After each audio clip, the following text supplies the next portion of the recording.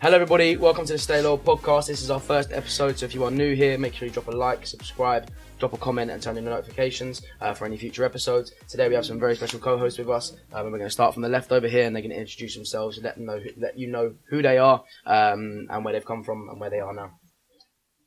Hi, you alright? My name's Maz. I come from obviously Northern Cyprus and Turkish descent, but I'm born and bred in the UK, Romford, Essex. I'm a business owner. I own dry cleaning companies based around London and Essex.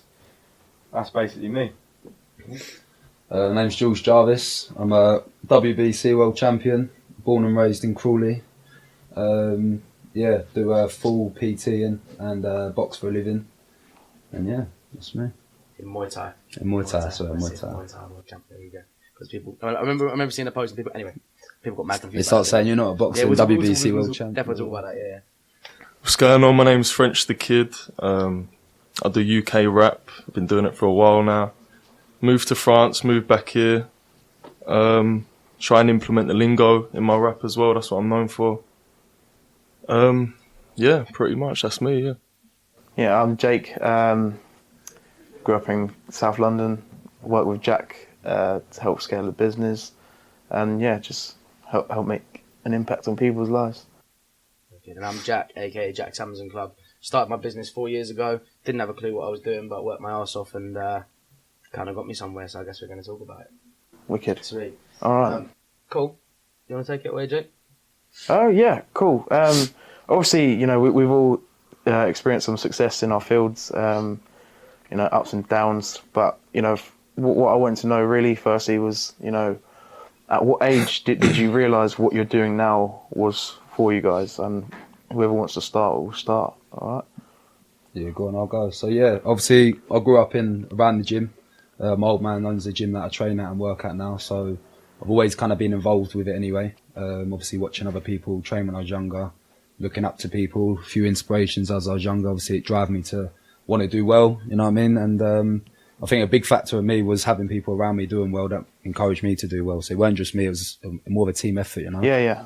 100. But yeah, then ever since then, never really looked back. I've been in my own lane, been doing what I've been doing, and it's become alright. So was it alright? Sounds alright. Yeah. So was it? You say 4 years old? Yeah, 4 years old. I started boxing, if you like, by hitting a bag, being a little rap bag. You know what I mean? Instantly, it clicked. That's it. I want to be the world champion. Well, it's all I knew as well. One thing I do want to ask, I don't think I've ever asked you before either, is when was the time you knew? So obviously there's a difference. Like, see, I like hitting pads. I love coming. I love training. I love Muay Thai. But I don't want to be or have an ambition to be a world champ, right? Yeah. There must have been a switch for you where it was from, all right, I like this, to actually, this is going to be my career. This is what I'm going to do to make a living and what I want to be known for. What was that? I think it's one of them ones where everyone around me was a fighter or they were doing well. They were world champions. For example, Pilot Silva at the time, he was like 3 times world champion. So, do you know what I mean? When he's babysitting me, watching his fights, when I'm going out for food, he's not eating certain things because he's dieting. Do you know what I mean? So I've always kind of been in that frame of mind as I'm doing it on a competitive level. Like, I've never really done it as, don't get me wrong, I've done it for fun, done it for self-defense, but any time I've really done it was to eventually become one of them, if that makes sense. Yeah, so, wicked. Okay. And that's why I do what I do, you know what I mean? Wicked, man. That's good stuff, man. Proper. Jack, you, man. To be honest, I don't really know. Like, I'd say probably I've known what I've wanted since about the age of 15. In regards to life, obviously I went through a lot with schools, as you know, got kicked out of most of them. Education was, I wouldn't say it wasn't for me, but I was just, to be honest, I was just a little shit. Like that was that. So I think I started on like the self-growth journey quite early, reading self-help books back in the day. A lot of them like Rich Dad Poor Dad, The E-Myth, all this kind of stuff, very very early on.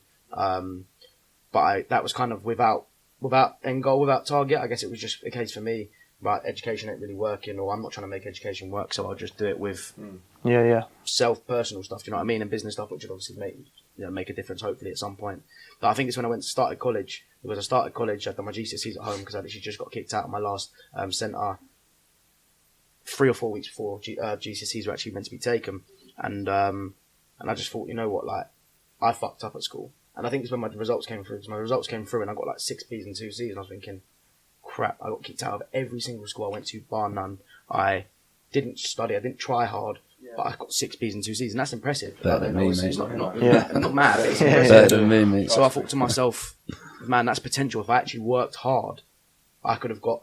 So I thought, But it's just like sort of like once you understand, if you apply yourself to something, you Yeah. in It's your easy head, to look back, you'd though, isn't it? It's achieve easy it. to look Yeah. back and always well, do think you know what I it could was have as done well? better. Though? That's the thing. Like, I got to the end of my school and career, and I made like 4 friends.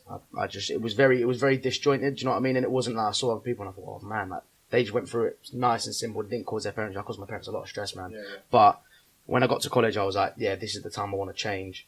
And that's when I did. And I got my head down and I worked. There's a couple of iffy moments, of course, we'll talk about them later. But that's when it changed for me. And I was like, actually... And then I met Dan. Dan was driving the BMW 1 Series and broke up BMW 1 Series. But even still, you know them ones where he's you the don't man. drive and Yeah, your yeah, mate trust. drives. It's like, he's the fucking Especially man, a BMW, bro. yeah? Literally. So I was like, yeah, he's the man. And then we started getting into it. Like getting like excited about cars and stuff. Yeah, shout out Dan, man. And then I just started getting a passion for nicer things and then I was like, shit, I actually want to make something of myself now because I'm enjoying this different way of life, which is basically not being a little twat and actually applying myself, which started going well. Okay, wicked. Mental French, one of you. Go on. Yeah, mine's kind of similar to yours, Jack, actually. Like, I went to school. I was a little shit all throughout. I say I went to school, I hardly went to school. Yeah, yeah. But, like, in France as well, so I picked up the language there. But it wasn't really for me, but I knew that there was always something. I was one of them little pricks that I always thought I knew more than the teacher did. Yeah. Do you get what I'm saying? Mate, you and Jack, mate. And by the way, that got same. me nowhere whatsoever. That got me nowhere whatsoever. Well, no, that's the important thing, you know. Once you think you know it all, then that's when you're fucked. Yeah. So that's the thing. I think when I understood that it's all about learning and sitting back and learning, that's when I started getting somewhere. But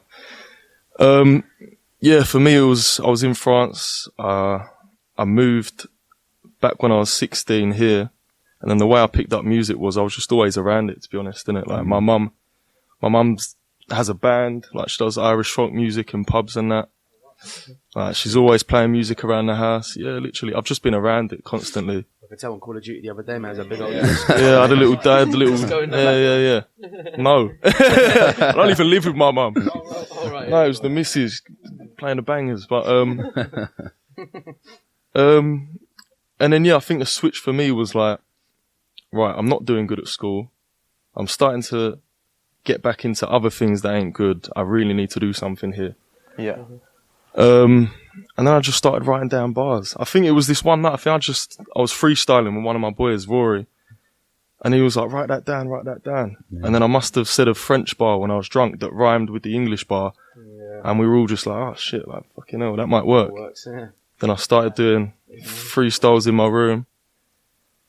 And then surreal looking back on it because like we'd be sitting there like we'd be walking down a high street just having a laugh. Yeah, especially with him as well. Like freestyling. Yeah, it must be surreal.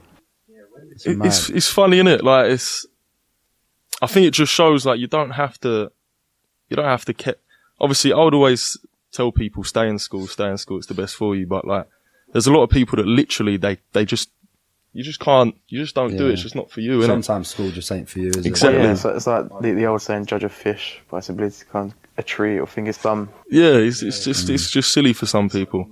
Well, everyone's different learning. They say that there's like 4 different types of learning, but school only hits one.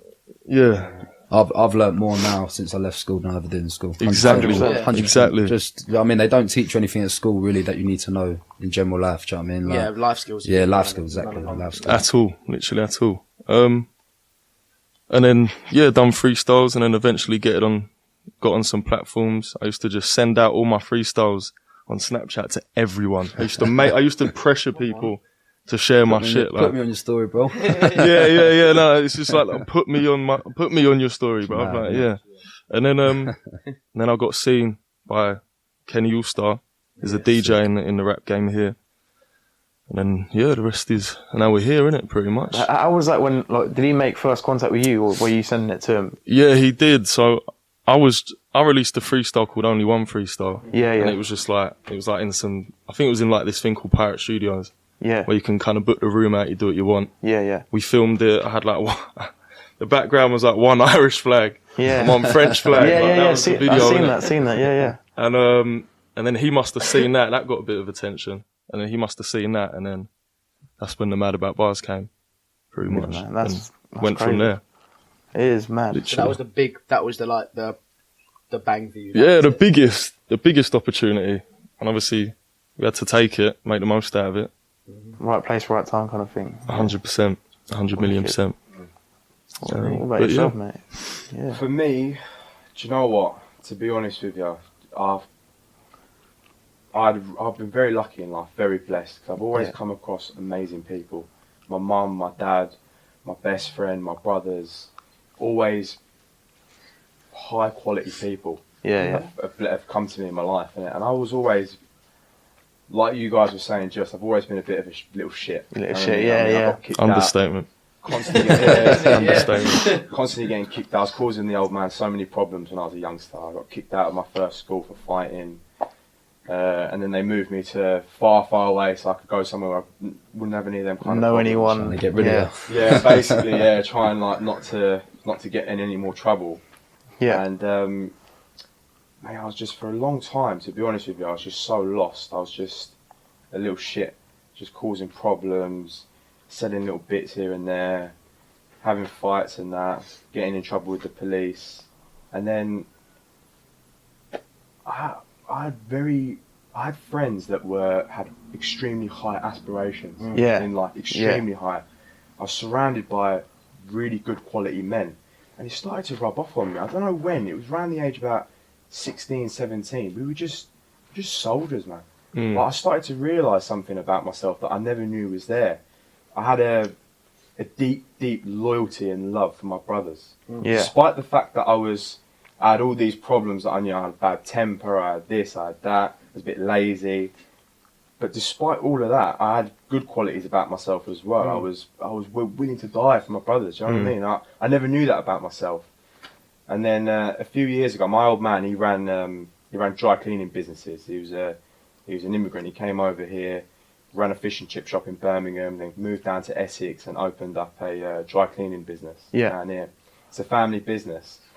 And, for donkeys, he's trying to get me involved in dry cleaning. And I'm sitting there saying, Pops, mate, I don't want no part of this. And cleaning and pressing and hard labour. Do you know what I mean? That ain't for me. And I'd rather do bits and bobs here and there, and I'll make do. And then around the age of like 17, 18, I just thought, I've just got to fucking fix up, mate.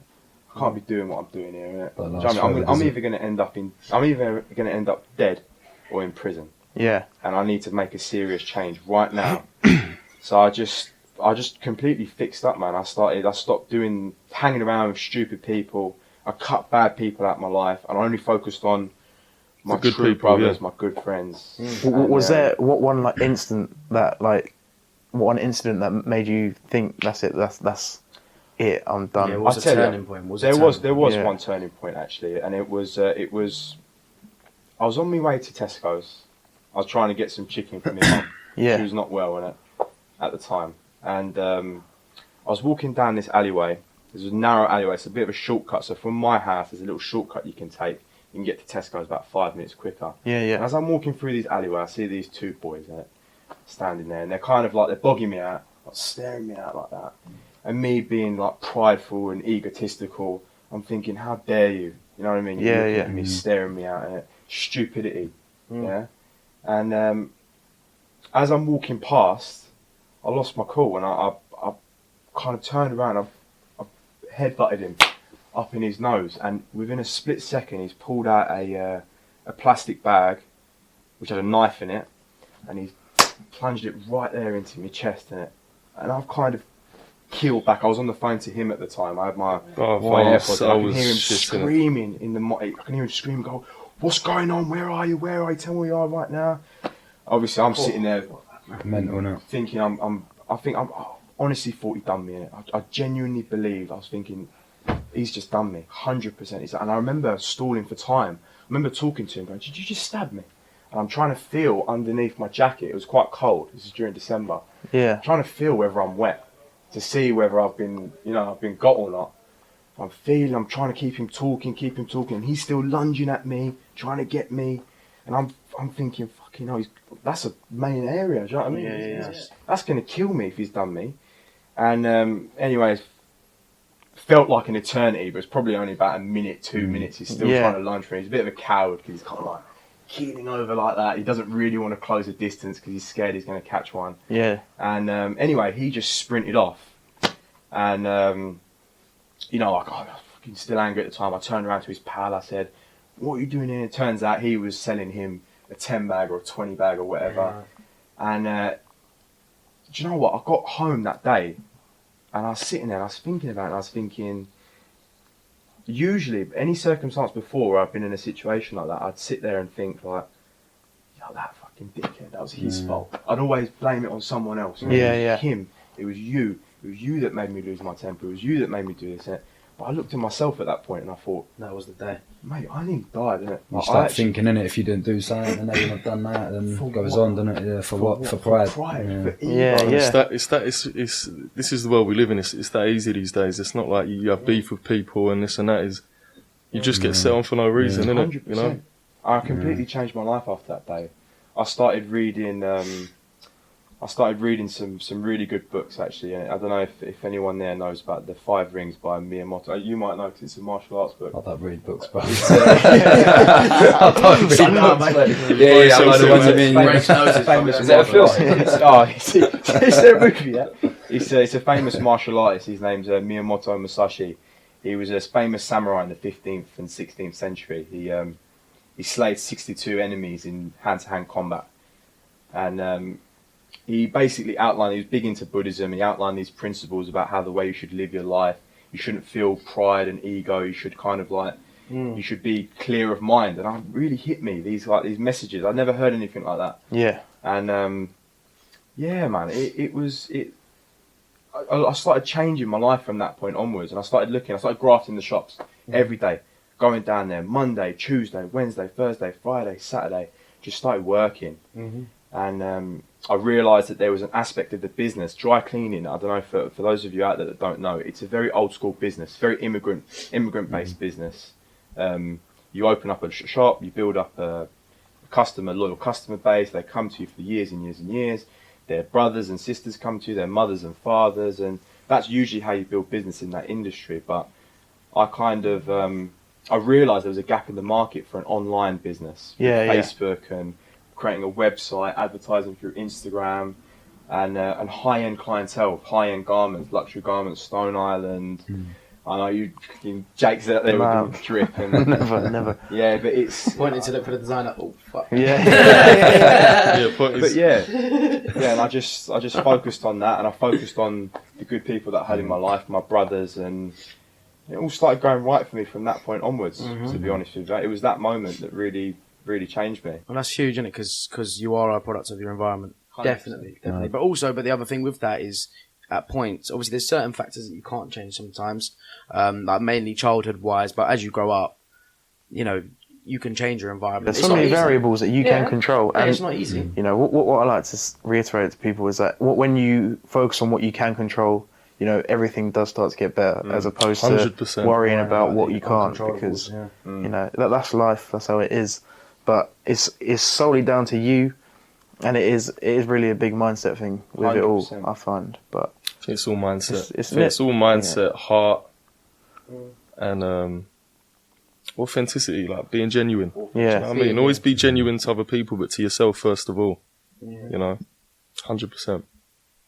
We were saying it the other day, obviously, when we were out, and obviously everyone knows French is a good rapper, a big rapper, very well known. Obviously, we went out that night and you got noticed left, right, and centre, didn't you? But you're humble about it. You're not this, oh, look at me, or step to the side because I'm, do you know what I mean? And that happens a lot, to be fair. That does happen a lot. Like, you do see people get really big for their boots, you know, but I think you said it there, you know, being authentic is like probably the most important thing, I guess.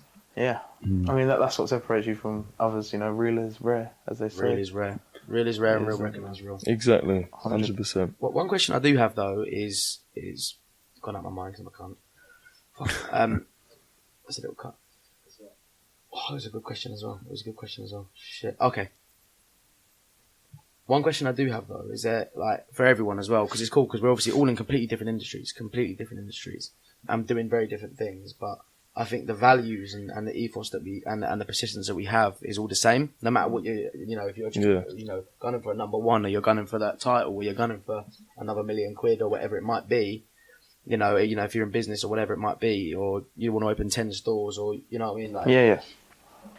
the values stay the same. Do you know what I mean? Like what you the how do I say it? Like the disciplines you need are the same no matter what you're trying to do. You know. But a question I have, and I'll answer it last.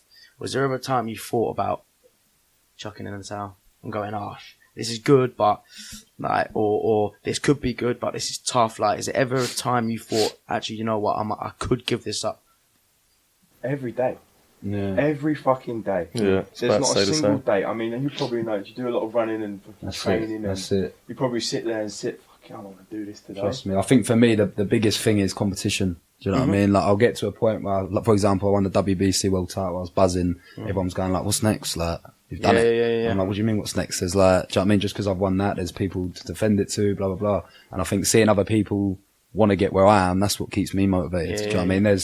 There's not just me, there's 20 geezers underneath me in just one rankings, and then there's another rankings where I'm only ranked number 5, so it's never ending, do you know what I mean? Yeah. Someone can beat me on my bad day, I can beat them on their bad day, there's rematches, so I think a competition or competitor of your own keeps you on ball, you know what I mean? It keeps you motivated. For example, if you give up your business tomorrow and someone else nicks your ideas, and in a year's time, they're not going to remember you, are they? Like, No, do you know what I mean? So, same with French, you know what I mean? There's, how many rappers are there, do you know what I mean? Obviously, you got to stay on it. You know what I mean? You might hit a number 1 or whatever, but then if you log off for a year and then someone else comes in, It's over. do you know what I mean? It's over. Yeah. So you've got to keep that momentum going. The consistency. I think that's what's hard. I rate that point massively, because I think one thing that a lot of people don't realise is, like, for us, a lot, they see the highs, they see the wins, they see the belts, see the tracks, see the money. All this is fair enough. Yeah. That's what they do see, but what they don't see is the fact that the pressure that comes with that. Because you've got to stay on it. Yeah. You've got people watching. You got clients waiting. No matter what it may be, there's not really any days off. You kind of a week There's off. no days off. You kind of always got It's to a be lifestyle. on it. Yeah, exactly. It's not exactly it's not a job. Yeah. To be the best at it, you have to live it. You can't just do it 5 times a week and then log off. You got to be there 24/7. Ready. It's not just getting to the top. It's about staying at the top. And as it's well. harder. It's harder to stay at the top top and get to the top. Yeah. Yeah, 100%. Do you know what I mean? 100%. Because don't say there's nowhere further to go. Obviously, you can keep improving yourself, but it's like you're there, and then it's like, cool. Now you got to double that, and that's harder. Complacency. That's one thing that could creep in when you're in that position. And I think you need stress. You need to be stressed. Yes. I don't believe in people that ain't stressed that are ever working, because it doesn't really make sense. Like, I'm just like. But then I think if they're not stressed, they don't care enough. You know what I mean? Yeah, Like, yeah. the people that just Obviously. don't have no stress in life. I'm like, Yeah, I mean that goes back to a thing that I was talking to someone about the other day. Is about appreciation. Because I find it, if I'm given something without having to graft and really work for it, you know, graft is different in everyone else's eyes. You know, it could be on a site, it could be in the gym, it could be in the office, spending hours in the studio. But when I've got something that I've grafted really hard for, I treasure it so much It's more. different, yeah. Like, and it's just Yeah, I it's hear that. something that you can't really compare it to anything else. With that. 100%. So, For me, it was the it's Lambo. like- That was mine. That was like, because it was just at the end of the day, it's just a car. Yeah. It was just a car. It's not just a car. It's fucking mad. But that was like, it wasn't just waking up and getting in to drive to work. It's not just a machine. Yeah. It is It was like, oh my. sentimental. Every time I saw it, I'm like, everything. oh It's like a milestone. Yeah, 100%. It's a trophy. It's a trophy, right? Trophy, it's yeah. there for that, because you've grafted so hard for that. But the hardest thing, I actually do think, is when you've got it. Yeah. Because I'm there and I'm like, cool, now I've got to go and do this. And I'm like, oh, I've got 2 Porsches and a Lambo on the driveway. What else do I need to do? Yeah. And that's where you get It caught. bred that complacency. Yeah, yeah. That hunger. It's keeping that hunger somehow Yeah. in different ways, because you lose it when you've got everything you always wished And for, you know? Stay that's a hungry, good you thing know? you done as well, getting rid of the car, because now it's made you realise how much you wanted it. And now, Yeah. even when we go out and you see a Lambo, you're like, oh my God, there's a Lambo. Yeah. I'm like, what are you on about? With the Literally. red one? You know what I mean? But Yeah. but you still, I think the best thing for you was to get rid of it, because now it's another drive again to get it I back. want another one. Do you know what I mean? But I want a better one, a double Exactly, expensive one. exactly. Yeah. Is that why you got rid of it for that purpose? Well, a couple of reasons. Obviously, I had a good year in it, mate. Yeah, I took it everywhere. I smashed it around town, whatever. Like, I just had a good laugh in it. Like, it was a really good car. I took it out France and that. But for me, it was actual complacency. Like, and I'll be honest. Yeah, I've got to be honest. You get in that car and you feel like you've done it. You do, honestly. You really do feel like the like man, You're yeah. the man. Yeah, and you yeah. are the man. Fair play. Obviously, fair play. 100, Obviously, I've done it. yeah. I'm not going to take that away from myself. No but doubt. also, oh God, mate. There was times when I had that car, and then I look back on how I might have acted, and I was like, yeah, you twat. you twat. So getting rid of it, for me, number one, I had some good fun in it. I didn't lose too much money in it, so I thought it was a good time. Second thing is, I love that car to bits, but the second thing is, you know what, let me set another big target. Because that was the target, I wanted that by the time I was 30. And I was 20 years old driving it. Do you know what I mean? So then I was like, oh mate, that's progress, that's good. But then, on the flip side of that, it weren't good because I'm 20 years old and I feel like, what else? Do you know what I mean? Left to achieve. But business is fine. Business stay consistent. Instead, making money. Consistent. But consistency in business is fucking boring. Man. Yeah, it need. Yeah. So it was consistent. So now it's just about getting it up. Now me, I want to spend £500,000 cash on the car. Yeah. And to be able to do that, it's no joke. So I've got to make some dough, mate. I've got to make some serious dough, you know. Yeah.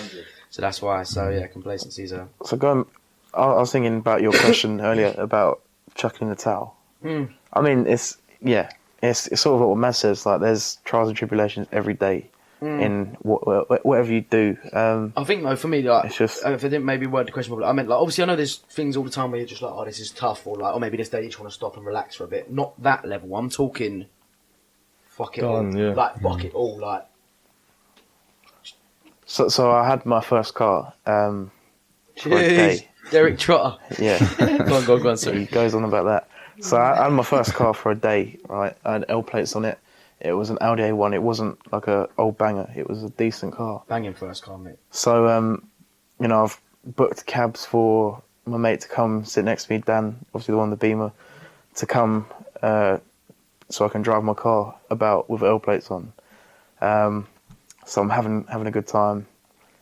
And then I'm on a dual carriageway and the car's making weird noises. I'm thinking, what the hell is, like, what the fuck is wrong? Like, this is a new car. What the fuck is wrong with this car?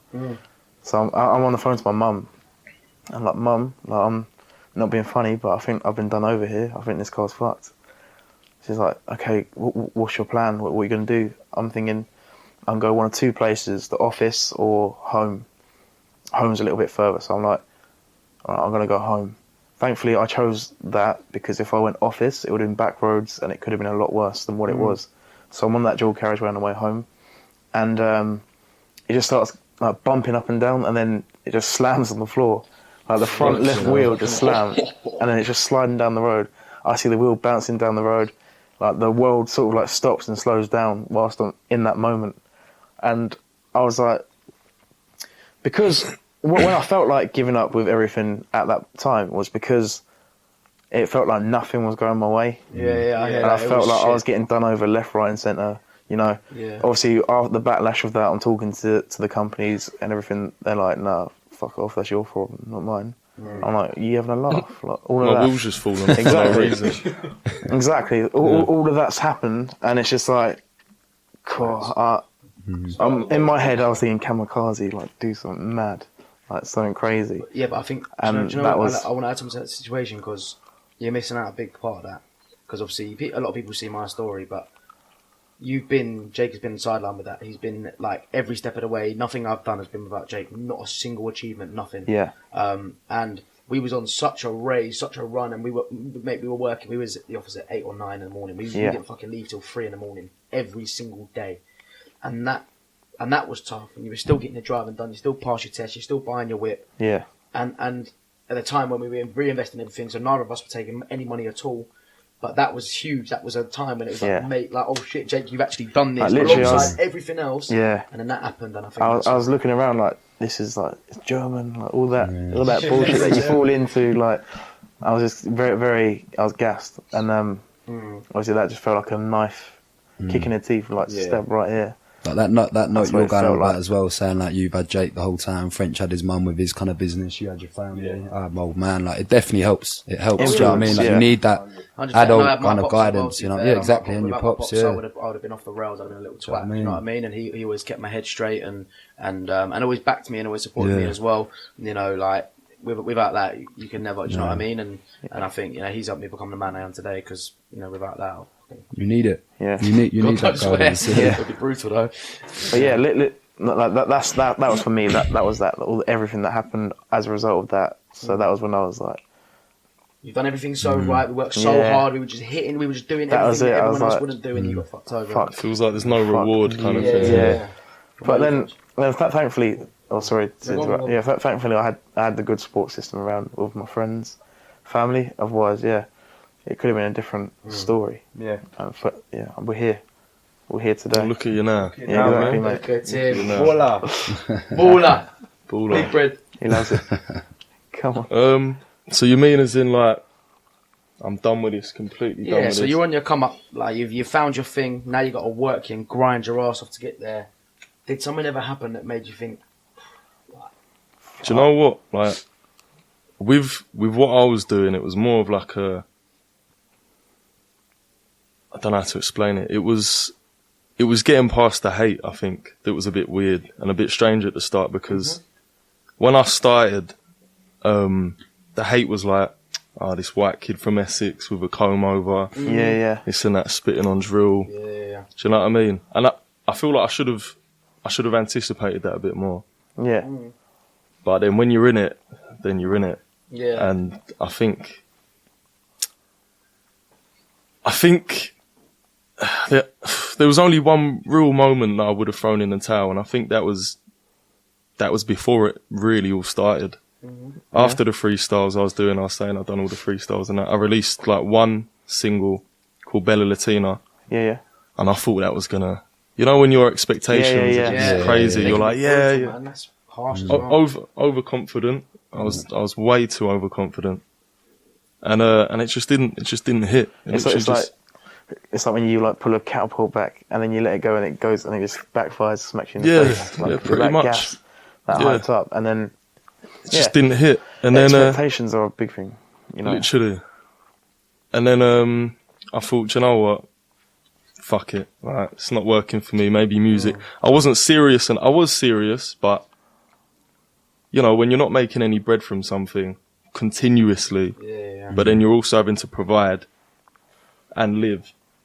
Yeah. And like, kind of, my family's there. Like, what's he doing? He's rapping. Like, I come from like a very strong Irish family. Yeah.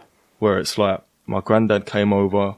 He worked his ass off constantly. Like, and he's given that down to his sons. He's got like 8 sons, strong sons, and then obviously then there's the grandchildren.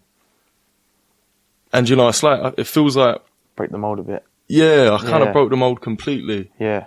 And it's difficult trying to explain to them that I'm like, this is gonna work. Like, trust me, this is gonna work. But they're like, It's like hard to fathom because they haven't seen it or experienced that before. Yeah. On that note, French, you know, like obviously what you do, there's a lot of people doing it. A lot of people want to get into it. Same with football. Every kid wants to be a footballer. Yeah? When they tell your mum and dad, they're like, yeah, all right, mate, cool, yeah, whatever. Probably same with what you do. Yeah, obviously that. But from the start, did you actually believe you would get there, or was it more for you? The whole way. You looked 100%. Yeah, this is why it's actually quite difficult for me to explain where I would have thrown in the towel, because I was just so motivated, bro. Yeah. I was like, even these kids going, I want to be a footballer, I don't think they actually believe they're gonna. They just say it because their mates are saying it. Yeah, and it's trendy. That's good. That it's trendy, but you know, it's one of them things. You just got to believe in yourself, bro. Like, there was no doubt in my mind that I could do this, innit? Like, and as long as you think like that, you'll always get somewhere. I think it's people that always, like, I get messages like, oh, how did you do this? How did you, this and that? And it's like, it's not really how did I do this? I just, no matter what you happened. don't really know yourself. You just fucking tunnel vision, you know what I mean? Brush past the L's, bro. Like, that's really all it is, isn't it? Because there's just so many. Yeah. So many. Like, And if you don't learn from them, then, you know, It's so crazy because he believed it so much. He had us convinced. You was the one going, yeah, right, mate, whatever. He was so, the belief was so strong. None of the boys had any doubt. No doubt. Do you know how mad that is? Did some people call you crazy though? Did some people think delusion? Like, People, was that a word that was thrown about? You know, I've got a great family. I've got a brilliant family. I'll never downplay my family whatsoever.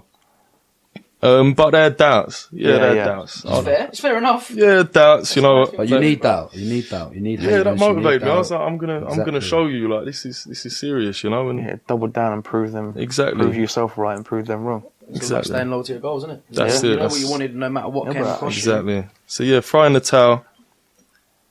Yeah, before there wasn't really a moment where I was ready to throw in the towel. I'll be completely honest. Like, yeah, I had to do it. I didn't have a choice. I didn't have the money to think what else I could do. I just had to.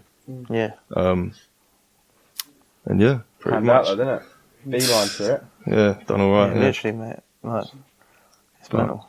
And George, you obviously your career is very streamlined. It's your next step is you go in for the fight. You win, you don't. So the what about roadmap's yourself? clear. Yeah. Yeah. What about you? Like, because ultimately you got to get in there and put your life on the line to progress yourself. So what is that step? What does that look like? You know what's what? it for Like you? the last year, I had a wicked year. Won Fight of the Year, WBC Fight of the Year. Won 2 world titles, 4 fights, 4 wins. Smashed it. You know what I mean? But the reason I'd done so well last year is because you go through the dark times. You know what I mean? I went through 6 months of losing my fight in Barcelona. Like French said earlier, I was expecting to go in there. I was at the weigh and laughing at the geezer, thinking I'm going to beat this geezer easy. Completely underestimated him. Got in there. There's a few things that happened that night as well. No excuses, just stuff that didn't help, timings, blah, blah, blah, blah. Anyway, got in there, he had a good start, and I just couldn't get anything. Couldn't get my rhythm, couldn't get my range, couldn't land shots. He's laughing at me, his own crowd. I'm just like, look at my old man, like, what the fuck is going on? Like, anyway, lost that. So I was obviously absolutely heartbroken because I've already won it in my head. I'd already won it. Like on the way there, I'm thinking, yeah, I'll have a nice belt tomorrow. Like putting up on Instagram saying me and my old man going to do this, like work, blah, blah, blah. And ever since that day, I'll never, ever, ever underestimate anyone ever again. Even if I watch someone before a fight and think, yeah, I'm betting him, I won't underestimate him because I think that he's training his ass off as well. He's going to come, he's doing everything he can. He's watching me. He wants to beat me, blah, blah, blah. And then just after the Barcelona fight, I lost my granddad. And my granddad was like proper close with me. Yeah, You know what I yeah. mean? He was there everywhere, every fight, whether we went Birmingham, Spain, anywhere. He travelled all over the world. And since that day and losing the fight, I've just looked at not just boxing as well, but just life. You know, I don't take nothing for granted. I don't expect anything from anyone. Do you know what I mean? I just look at everything a little bit different now. And even though it was horrible, 6 months, 8 months, whatever it was, I'm so glad it happened. If you know what I mean. Yeah, you know? it's all panned I'm so out glad for it you. happened. Builds you, doesn't it? You need that perspective. 100%. You can't just keep having an 100%. uphill spiral No. because then everything's too good No. and you have nothing to compare it to. I would say like one point there that's really good is obviously the expectation. So you do something, the expectation is that it's going to be nuts. Like you drop a trap, the expectation is going to be nuts. So you go for that fight, the expectation is you're going to do him. And I'd say that's a lot of complacency. Obviously, things are going in the right direction, maybe. Yeah. And for me, like that actually happens on a fucking regular basis. We like doing something. We're like, oh right, we're gonna do this. It's gonna go boom. Like even today, I was with the Amazon business. Something was going mental, and I'm just there sitting back going, yeah, this is easy. It's easy because obviously it's going well, so it's gonna keep going well. And something's come through this morning. It's like boom. And with everything, there is always that. I like it though. I like it, and I don't think it's a bad thing. Like for me, I'll always have high expectations of myself and what I need to do because if I don't hit that, it's like a kick in the teeth and it makes me work a bit harder. I'm like, oh shit, I've actually got to pick back up now and get going. But I think in regards to like a throwing in the towel scenario for me, I don't think I do ever throw in the towel. I have times where I question the ways I'm doing things, but yeah, it's. There was probably more in the early days. I'd say very similar to what you said about the haters.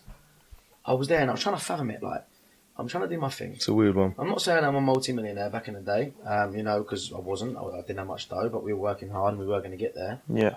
And you get people hating and trying to convince, but it's taught me a lot about the world. Like it's taught me a massive amount about the world, having the haters, because when you're not really doing anything, when you're back in school, and you get a little bit of silly shit, whatever, you don't really get haters. But I think when you're actually looking to change your life and grow as a person, you really get haters. Like George, I remember I can't remember the geezer's name, but again, just another scenario there as well, is you had your last fight, mate, the geezer he fought in his last fight was a fucking Terminator. I was scared, and I was sat fucking 20 metres from the ring, mate. Like, this, I swear to God, this geezer was like, and he was a great fighter. Yeah, he was amazing. And you went out there and he came out fast, but George won by a clear mile as well. And it smacked. And after that fight, I can't remember who it was. Don't need to mention his name if you don't remember or don't want to. But he was like, "Oh yeah, you're just fighting subpar people." Like, but I'm thinking, hang on a minute. He's just done his thing. He's had one of the most cracking fights I've ever seen in my life, and there's someone hating. And I'm sat there looking. I'm thinking, it's mad. In that industry, in this industry, I'm sure in your industry, but I put it more with Happens everywhere. competitors, I imagine, in your industry. Yeah. That's it. It's envy. 100%. And that's it. I ain't even going to give him the clout, but do you know what I mean? It's just like when they want what you've got and they're they slightly can't have jealous of what you're doing at such a young age. They tarnish either bum lick you in their eyes, which is not bum licking, it's just respect. You know what I mean? Respect is earned. You know what I mean? If someone gives me respect, I'm not going to look at you and think you're a bum lick. I'm going to say, nice one, mate. Do you know what I mean? I've worked hard for it and I'm glad you appreciate it. Yeah. And then all they go hate it, but I can just see straight through it. I've met enough 100%. people and I've met enough haters now. Do you know what I mean? There was only one reason they're hating. No one, not a single person on this planet could watch that fight logically and go, "Oh, you didn't deserve that." They That's hate not us a big because they fight. ain't Exactly. us. You know what I'm And do saying? you know what it is as well, especially with boxing, probably same in all of your industries as well. But like when you turn up to a weigh-in and someone is a little bit cocky or a little bit hating, you know they're not experienced. If someone walks in, they give you a smile, they shake your hand, "I'll see you tomorrow," blah blah blah. You know they're good because they've been there enough times. Like for example, Mendes, the last fight, turn up, mate. He was like my best mate. Shake my hands, let's get a picture. I'm thinking like I'm gonna date this geezer up tomorrow. You know what I mean? Geezer like asked me to go Nando's and that. You know what I mean? But, But then that played in my mind, thinking, why is he being nice? Like, does he think he's gonna do me tomorrow? Like, and then obviously after the fight, he's really nice. You know what? I've actually just booked his flight. He's gonna come down Friday. To help me with a bit of training. That just shows it's just a sport. Fantastic. Do you know what I mean? Like Fantastic. 5 rounds, I It's want to knock your genuine head as off, well, you want to knock my yeah. head off after. There's that respect, and that shows a genuine person. He's got no stress now No coming stress and help and no me. malice, and- but that's probably because he's on his journey and he's doing his thing as There well. you I go. think He understands genuine. it. Yeah. it only comes from the people. I think who, when there's the doubt within you and you see someone else doing it, I think that's what makes you angry. You know, but that's what's taught me a lot about the world now. I'm thinking, oh mate, like I'm getting hated on, like why? But then I realised. I'm 20 years old. At the time, I was 18 years old, 19 years old, doing my best, working hard, against the odds, against the, again, delusional. You can't do that. What you want that by that age? That's not going to happen. I remember making a video. I want to get this video up. I'm going to send it to you to put over this podcast. I made a video saying I want a Hurricane Performante by X time next year, or X time in 2 years' time. And I was 18 years old when I made that video. I want that in 2 years' time, right? And I did that to see what the reaction would be, and I really did want that car and make the comments hilarious. Yeah. You delusional, blah blah blah. You're not even making any money, blah blah blah blah. All I'm right, checking kid. this, I'm checking Them that. ones. Yeah, you know. It's like that picture you had. Do you remember the watch and the Ferrari? Yeah, remember? yeah. I think it was a black one, wasn't it? But you got the root beer in the end and the Ferrari. the Submariner in front of the Ferrari thing. And it was just on an iPad and a little phone. It's still your picture on Yeah. picture on TikTok. And it was isn't fake, and that's because I remade that picture. I remade it with my Ferrari. I went for my blue Ferrari, and I remade it. Even then, you get haters. Oh, it's fine. It's all right, mate. Well, Yeah, exactly. Do you know, but like It's a rental. even it's mad. It's mad. It's a rental. Yeah, Truth. Like, it's mad because the truth hurts. It Madder than really fiction. does. And I Yeah. think when people see, and that's one thing that's been great about holding myself accountable to my TikTok journey as well, is that at the start I'm saying I'm going to do this stuff. And there's no way I'm losing. I don't want to lose. I've said I'm going to do it, so I'm going to do it, and that was a big part of it. And then get to the end of it, and I do it, and then people they're like, "Oh shit!" I said he couldn't do do it. you feel like the haters were almost advantageous to you? Yeah. Because you're I saying will now, say- you put that video out there, you saw that, all definitely. that. 100%. Mate, it makes you want it 100. more, Mate, hold yeah. me accountable. What kind of mug would I be if I said I wanted something and I didn't get it? Like But I a did fire it. in your belly. Yeah. It's interesting because you look and you think, oh, you Little weasel, rat. do you know what I mean? Yeah. The jealousy is just a self-reflection on yourself, really. Insecurities But at the same time, projected. Yeah. You've used it for fuel to help you. It's motivational. Yeah. I don't think they understand. Like, Well, that's what it's you got to the should point tell that I've got to the point where now they're just bots. Like it feels Yeah, like I just see them as bots. I don't care. But I also see them and think, all right, cool. Let's just. It's even like it's even like you and French and Maz. You've just started that TikTok up, ain't you, to follow your journey. I think that's a wicked idea, man. Yeah, Because yeah, like yeah. it makes you more motivated. It obviously shows people, like you were saying on your story. Yeah, you your got to make story it as work well. now, boys. Do you know what I mean? Gotta make it work Yeah, you now, got to boys. do it It's now. no joke, mate. That's what I'm No saying. But backing no, up. we will make No it. doubt. Work, bro. No You know doubt. what I mean, innit? It's not like you wouldn't do it without that, but I think it's just one to show people that it can be done. Do you know what I mean? Especially where you're in the public eye and people are watching and etc. Do you know what I mean? And obviously people are going to see you do it from the start. You know what I mean? So it's going 100%. to go off. 100%. Jack's helped us. We can only help Yeah. other people. That's help it. other That's it. And that's gonna their page is gonna come up on the screen somewhere there or a couple of seconds ago. Make sure you give that a follow and watch their journey. If you want a Because six pack, hit Appreciate it, me brother. up. if you want a six pack, Yeah. where's mine then, boy?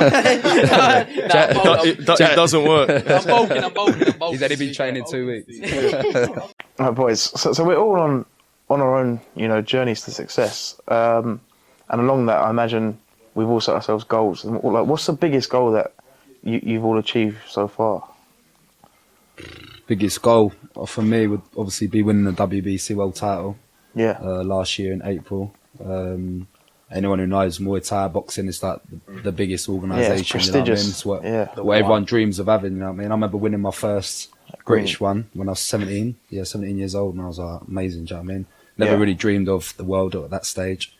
Then I won the European. Then I won a Nike on Tom, which was like a special award thing. It's like recognised as a bit of an award. You can't defend it. It's just like a trophy. Is that the? It's the one with all, like the white patterns. Yeah, on it. yeah, yeah. Wicked. And then when my old man said like, you've been ranked enough high enough now to fight for the WBC world title, I was like you're joking. Like that's like the creme de la creme. You know what I mean? That's that was like against the Tobias, best one. Tobias, yeah, really tough fellow. Again, like anyone who says I'm fighting subpar foreigners can be a hater. But, do you know what I mean? And then we done that and won that. So for me, that's like the biggest part of my career so far. And obviously, I'm defending it next month in Australia. How did it feel? Mental. Like it's one of them ones like Jack with the Lambo or French with his kid. And, do you know what I mean? Anything. It's just like when you wake up and you see it, you're like, I'm banging. Can't believe that's me. I'm that guy. And obviously, taking the gym, all the kids want to get pictures with it, and it's sick. It's good. It's not just good for me. It's good for everyone else. It motivates everyone. Yeah, because a lot of people come from probably might not know about no one in the gym's had one of them. Do you know what I mean? So when I bought that in the gym, everyone's like, "There's a WBC world champion trainer at our gym now." It motivated everyone. Do you know what I mean? Everyone went from like 0 to 100 real quick, literally. So that's for me. That's the biggest part so far. Massive. That was a fight as well, mate. If you get a chance to watch that, George versus Tobias, mate. It's a bloody one. I tell you what, how that geezer stood up with a battering you gave him. It's when I went up to him after, I said, like, mate, what do you do for like all your conditioning? Like, you're a beast. He went, a little bit of running. I went, a little bit of running. I went, mate, you're making just like run Viking style, something, mate. Yeah, mate. A little bit of running. Yeah, volcanoes. A couple of balls. A couple of stairs down the old Albert. Mental. Because the amount of hits you give and also take. It got to the stage where I was hitting him, I was just thinking, like, there's no point even hitting you anymore, mate. Because I dropped him in round one. I dropped him with an elbow, and the elbow didn't actually cut him, but it just gave him like a little bit of a lump. I thought, that's good, banging. And then obviously my old man's going, relax, because we know what he's like. I reckon like 50% of his wins, he's been dropped in the first round, and he's come back and knocked the geezer out. People get so obviously I'm like street style now, I'm swinging at the fences trying to knock this geezer out. And my old man's going, calm down. And Paolo, who's a knockout fighter, he's going, come on, knock him out. So I'm like, what am I doing? Knocking him out, taking it easy. And then he had a really good second round. So then I was like, listen, he's fine. Like in my head, it's fine. And I caught him in round 2 or 3 and cut him open. And it was once you see blood, you just like, I know it sounds a bit psycho, but you just get buzzing. Do you know what I mean? Like when you're hitting him and it's spraying off his head, and your dad's covered, I'm covered. I'm like, yeah, banging. So it makes it look like you worked for it more. You know what I mean? You can have a 5-round fight, and if there's no blood, everyone goes, yeah, it was all right. As soon as there's a cut, the crowd's going mad. Mental, everyone, do you know what I mean? It just I'll give you a second win. Yeah, even I got cut when I was younger. I got cut. I got a tiniest little cut on the side of my temple, but the amount of blood was like madness. And he got fight of the year that year as well in 2017 against Jake Purdy. It was mental. Like he knocked me down with an elbow, cut me all open, got back up, I dropped him with a head kick, and then he went on to beat me that fight. But it was a wicked fight. I was only 17, and that's kind of what put my name on the map. And then ever since then, it's just kind of. And then, like I said earlier about the Barcelona fight, that was the fight, the changing point that I kind of didn't start underestimating anyone. And I think because I started doing so well again, I started underestimating people again. Yeah. And then I got bit on the arse again in Barcelona. Now I'll never let myself do that again. Good man. Goals. You know, it's funny because like my goals, I thought my goals would be music related. Yeah. But then when it got to the point where I'd reached a certain stage in music, the goals like, bro, like just providing for your family is just nuts. It's a different feeling, bro. 100%. Yeah, especially like my mum didn't really have much when we grew up. So now that I'm able to pay her, different feeling, bro. No, different feeling. That. If you know, innit? Yeah, like, 100. It's a different feeling. And I think I would have a goal in music, but music is just limitless. Like, obviously, I'm not the type of rapper that's worried about being top charts, being on the radio, being numbers, it's always been like a therapy for me, innit? Yeah. Mm. So, it's just I don't know. Just when I got to the point in music where I was getting messages about like being inspirational, things like that, I laugh about it because it's funny, because people that know me, you'd think, oh, him, inspirational. but it's mad. It really is mad. And then on top of that, being able to provide with the money that I made from inspiring others, like towards my family, my friends, you know, just like proving like we've proving like we've done it kind of thing. Do you know what I mean? Yeah. And yeah, just hopefully keep doing that. Pretty much, simple as that. What about you, Mine Maz, was a man? bit of a weird one, to be fair, because it was. Do you know what? I've always had a very close relationship with my father. I've Yeah. loved him. He's always been like the rock in my life, and a proper man. Do you know what I mean? Gets up at the crack of dawn, gets to bed, fucking works from the minute he opens his eyes to the moment he shuts it. And he's always, I've done a lot of bad things, a lot of terrible bad things, and I'm not gonna lie to you boys. And I ain't You're a no angel. bastard. I'm a Yeah. bastard. Proper bastard. And No, Maz. Nah, Yeah, Maz- Maz. Surely not. Man, Maz. No it's like when way. your mum says about your mate, you're naughty mate. Oh, he's lovely, isn't he? Yeah. Funny you know. Fucking hell. I know, and it's the old man. It was starting to wear down on him for a long time. I've done so much to him. I put him through so much, and I think there came a certain point where he did lose faith in me. About the age of like 16, 17, I think he thought, do you know what, mate, you're going to end up in fucking prison. You are. He even said to me, when you carry on this path, son, and I can't follow you down this path. You're going to have to do this on your own. I will not. He said to me one time, I'll never forget. He went, I will not come and visit you in jail. Just remember that. I will not come and visit you. And that was one thing he said that really hit me. And I remember thinking, one day I'm going to do you proud. I'm going to do you proud. Do you know, it's funny, sorry, bro. I remember you telling me that when he told you that. I remember you saying, like, where he was like, Maz, like, you're going to end up in jail. Like, you need to do something. I know. Anything. He literally said to me, anything, son. Don't care what you do. I don't want you to.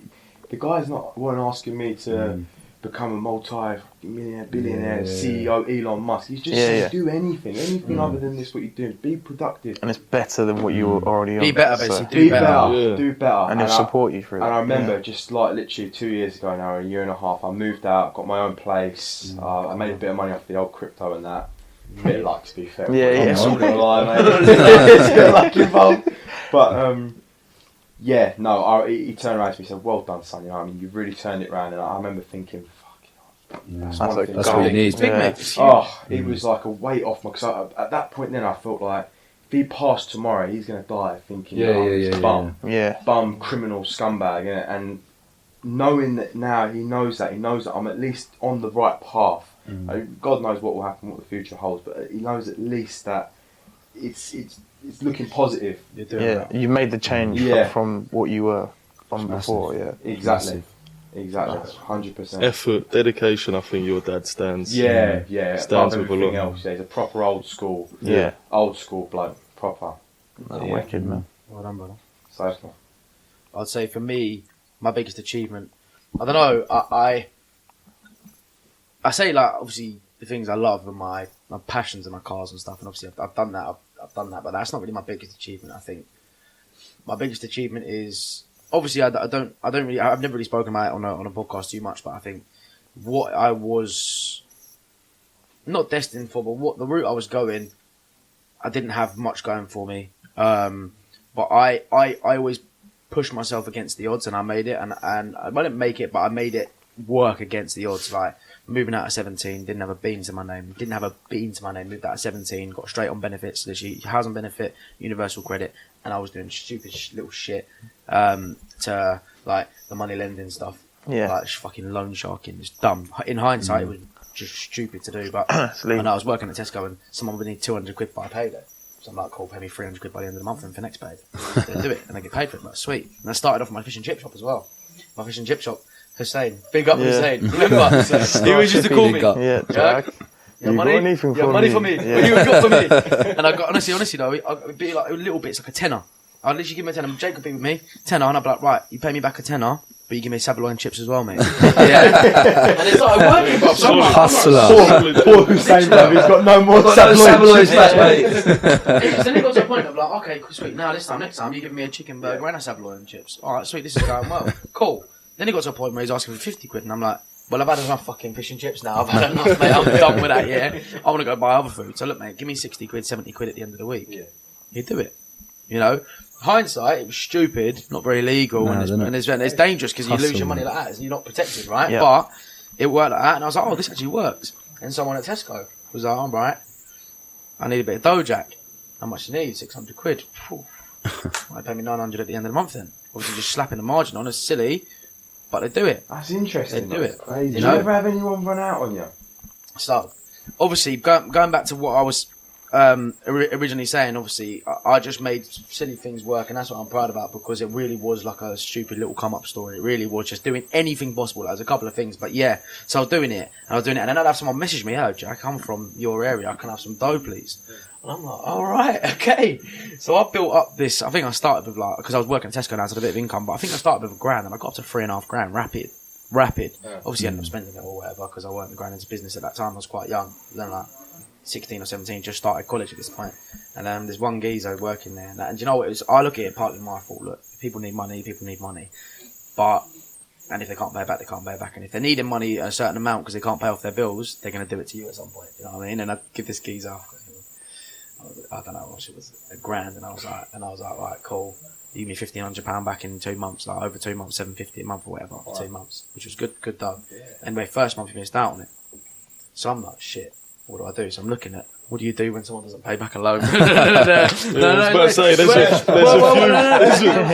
few. George, mate, you're back. But the point here is, I'm 17 years old, mate. Yeah, cool, weighing fucking 58 kilograms. I didn't much I was going to do. I was like, oh shit. And then if I do that, I'm not getting my money back. I need that money. I need that money because now I've moved out and I need to pay my fucking bills. And I was doing this to fucking.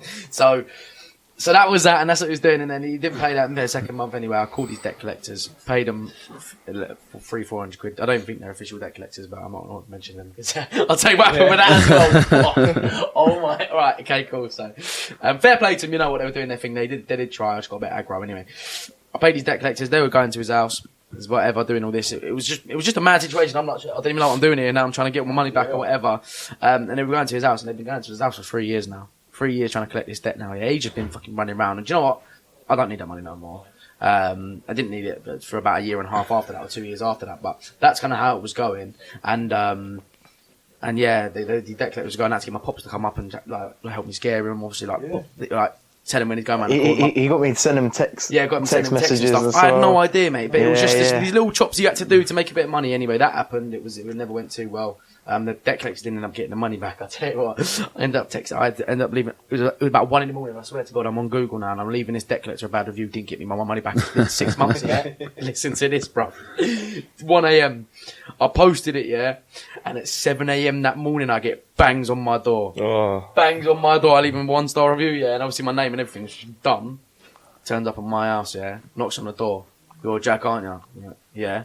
You know who I am. I was like, I was like, right, hang on, I'm half asleep and it takes me about an hour to wake up. I don't wake up early. The missus is absolutely shitting herself because she's like, Jack, there's someone smashing down the door completely. So I'm like, oh, mate, no idea what's going on here. Anyway, he was like, right, I'm coming in. I was like, no, like, you can't come into my house. That was very scary. Anyway, took the review off and that was that and left it there. But that was just one of the silly little things I was doing. Made a bit of money from it. I started trying to like go on like business forums, selling logos. I sold myself as like a sales manager for some random company. And it was all this little stuff and it was all a couple £100 here and there, and I had an insurance claim that paid out and blah, blah, blah. All this random silly stuff that just helped me on my way. Must be yeah. nice. It was nice. It was alright.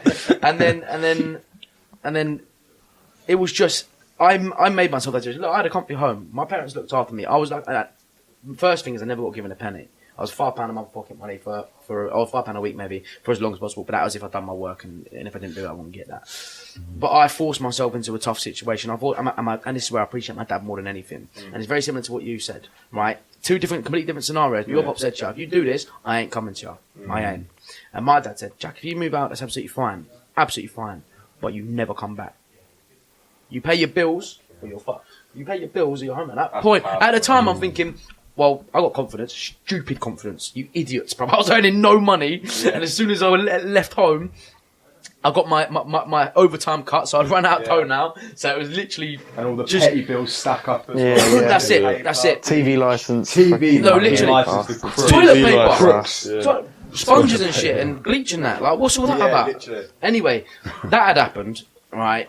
And my pop said, you're never coming back, and like, you can't. And they changed my room to a dressing room. My mum had clothes in there and that. So I knew that was it. Next time I went round there and seen it, so I was like, okay, cool. Hindsight, looking back on it now, of course he would have let me back. He wouldn't let me be homeless, but he gave me that in my head. And for that, I will appreciate forever, because I would rather that than him go, here's £100 grand. Yeah. Because what would that 100 grand? You see people get given money. Lottery winners get given money. They spunk it all. But for that, I knew I had to do it and I had to make it work.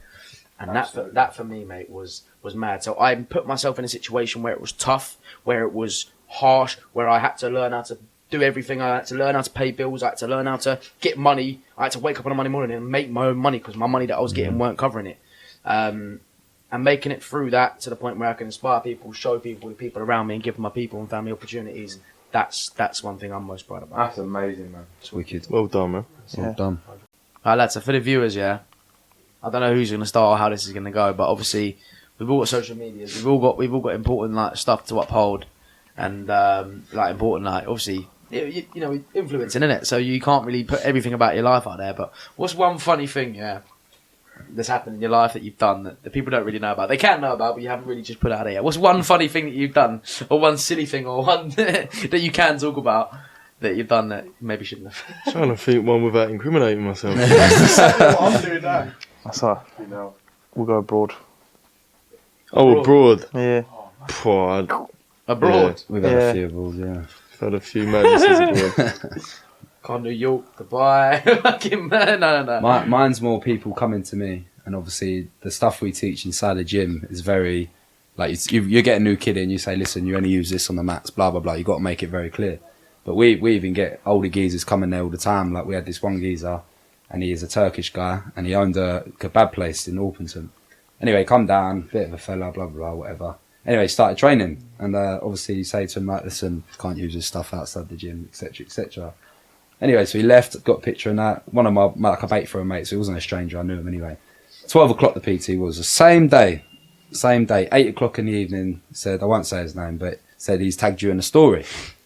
So I was like, oh, maybe he's put up a picture or something. Anyway, gone on the story, it's this geezer, obviously, he owns a kebab place, this local person who caused a lot of trouble, come into his kebab place, caused a bit of trouble with one of his staff. The geezer who come down to the thing has gone out and he's threw a fake jab and a head kick and knocked the geezer clean up. Alright? Which is, listen, It's fair clean play, on camera. self-defence. But the worst thing about it, shout out to Jules Jarvis for teaching me this. Yeah, so now, do you know what I mean? I'm That is like, such wicked a kick, I piece kind of want to share it because I want to show people what it's about. But This then is I'm what I like, can do teach you know what I you, mean? I yeah, can't yeah. really share it because obviously people are going to be thinking I'm teaching this kind of stuff. But you get it. I think you get it in everything you do. But especially with what I do, it's very... Do you know what I mean? Like, a lot of people even say to me, you don't look like a fighter, you don't act like a fighter, and that's how it should be, you know what I mean? Like, Yeah. Dangerous, though. yeah, but that's how it should be. And I see it a lot, like, you go to shows and you see these fucking people turn up, glasses, little checkered shirt, rucksack, they're like, oh, I'm here to fight. I'm like, who the fuck's this dude? Yeah. 2 minutes later, he's in the ring, shorts rolled up, mate, Vaseline on his eyes, elbowing his geezer to pieces, and then he gets his bag and he goes, see you later, mate. Like, Yeah, I walks love off. that. It's like Peter Parker, Yeah, like, yeah. bloody Spider-Man. Yeah. When we Clark first come Kent, across Peter show, we used Parker. to say, right, obviously we know what George is capable of, but let's say what you're wearing now, a nice pair of shoes, nice tracky. Let's say you're out and about, or whatever. And there's troublemakers out there. There is. We know there's troublemakers out there. And like, people take the piss and people play games. Like, have you got a situation that you can talk about where like someone's not noticed or realised and Overstepped the mark a little. overstepped the mark? Do you know a little what? and you've had to- I'm not just saying this because I'm on camera as well, but it does take me a lot. It does take me a lot to go, and it's not it's not a situation that I don't do it because I know I can't or whatever. But it's one of them ones. If I got in trouble because of fighting, it could ruin my whole career. Like, Yeah. simple as that. If Like, you can avoid a fight, you do you know what I mean? A geezer Yeah. starts. Don't get me wrong. Listen, if I'm walking down the street and I see something going on, I can't ignore it. Do you know what I mean? For example, if I see a geezer hitting a bird or something like that, I can't ignore it, of course. But if there's a situation that I'm not involved in, I don't know the fellas, just walk on. Do you know what I mean? Like, it's even like sometimes I'll be walking past on a night out or whatever, and then the two geezers will be getting a bit shy. But I'm very good. I'm very streetwise. I know it's going to kick off before it even kicks off. Yeah. So instead of crossing the road and walking past them, you just walk the other. Do you know what I mean? The other way. Yeah. Makes sense. Don't get me wrong. We've all had a few fights. I've had situations. Do you know what I mean? But we've always come out on top. Imagine Luckily, being do that you know what I unlucky, mean? you But go out feeling like you want to pick on someone and you pick on him. trust Could you me. imagine how brutal Yeah. that'd be? And the funny thing is, when we go out, I'm with two other boxers, three other Yeah, boxers. Do you know what I mean? So, yeah. so it's never going to end well. But no, to be fair, no. Imagine he's out on been a alright. work still or something. Do you know what I mean? Innit, little Oh, little Jim White's Paolo's like, what 5 the- foot, you know what I mean? He just knocks the geezer out clean. Can't judge a book by its cover. That's what you said. You can't judge That's a it. book Don't by underestimate That's it. anyone, mate. It's dangerous. 100%, That's literally it. 100%. It's like even like I upload that picture the other day and everyone's going, oh, like, he don't look like a, he'll do him. I'm like, how do you know? Like, just by a picture, it just shows how people think if he's not got tattoos or big bulky geezer or like you were saying earlier about the blown up, Puffed up tin yeah. cans, mate. Kind of fake things, People innit? don't realise there's big misconceptions out there. They think that the bigger you are, listen, obviously the bigger a lump you are, you're going to hit harder, ain't you? It's true. But I tell you what, getting in the ring, try doing anyone can do 2 minutes, try doing that for 3 rounds. Yeah, brutal. and people go, what, you only do 3-minute rounds? I'm like, mate, you try to do 3-minute rounds while geezer's Trust trying to me. knock you out, I mate. Trust me. underestimated that badly, mate. I remember. Rude awakening. Same. Because I got good on the Yeah. pads, didn't I? I was Yeah. doing five pads, five rounds of pads, 3 minutes. I'm thinking, yeah, I'm on it, mate. Right, George, I was proper called up. George, let's get sparring, mate. I think it was 30 seconds in, I felt like I'd beaten that Do it fucking. breathe, mate. That's where all Because these you're getting big hit now. muscles don't come into play. You're then. getting It's hit like now, they I'm not fuck you breathing. before the sparring. Trust And then me, they go, yeah. right, sparring time. Tactics. Yeah. Fucking sparring. I'm fresh. Been on the bike for about... Jack's like, it's 2:45, I need to get back to the office. Yeah. Nah, mate, I'm like, get your shit on. But the thing is, on the pads, it's carry on hitting, and you can kind of stop, and it's kind of like, well, carry on Commit time, hitting. But when it commit was time, sparring, yeah. it was like I was about 25 seconds in, I weren't breathing, I felt beaten up. I'm like, oh shit, I've actually just been hit. That's unusual. So now I'm like that. I'm like, right, I've got to get done now. Put my arms up, bang. I'm like, yo, alright. Stop it. You got the CCTV in that, that was good. That was good. That was But you funny. learn a lot more doing that as well. Nah, so 100%. that was You know what? Coming back to what you were saying about like you don't get into altercations on the street and that. Another thing is as well. You never know nowadays. There's like a culture going on in the youth where, like, it's cool to carry around a knife and carry around a Rambo and like no one just wants to have a Dangerous, man. straight up, just Straight straight now, now. Do you know what I mean? yeah, Just a one-on-one, just a fair fight. Let's settle it like men, and we can be friends afterwards. You can because you've got a mutual respect for someone after something like that. Do you know what I mean? But you can't have a mutual respect for someone that's pulled out a fucking 9-inch Rambo and tried to take your life. Yeah. How can you be friends with someone like that afterwards? yeah.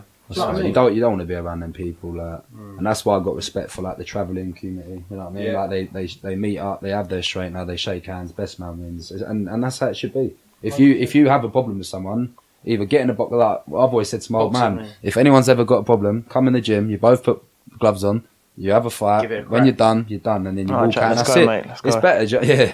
joking. Jake and Jack are booked in Yeah. for Saturday, ain't you? I'm just gonna run around the ring. But yeah, no. Do that. It's how it should be, but unfortunately, like you said, Maz, it just don't happen like that anymore. Like you said earlier about your story.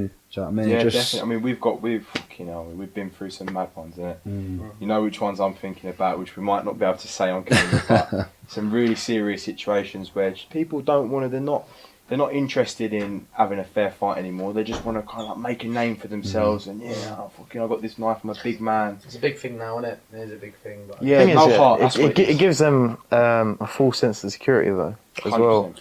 It's just It's it's a very dangerous brutal. world out there, but I guess nowadays, I mean, I World guess we what live in. we're all doing, to be fair, and everyone, how you want to improve, I guess it's a case of just being a bigger man, walking away and just getting on with life, because if you think about your goals and what you actually want in life, doing that doesn't donate to it, doesn't help you get there. Do you know what I mean? So- and touching on that subject as well, just a quick one as well. I won't mention names out of respect, but there was a guy in Richmond, a really good boxer. Like I said, I won't mention his name, and he was leaving the club.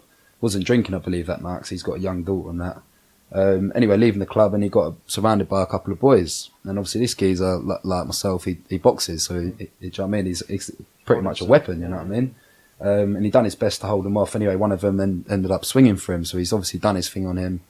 And out of nowhere, his mate stabbed him in the neck and died there and then.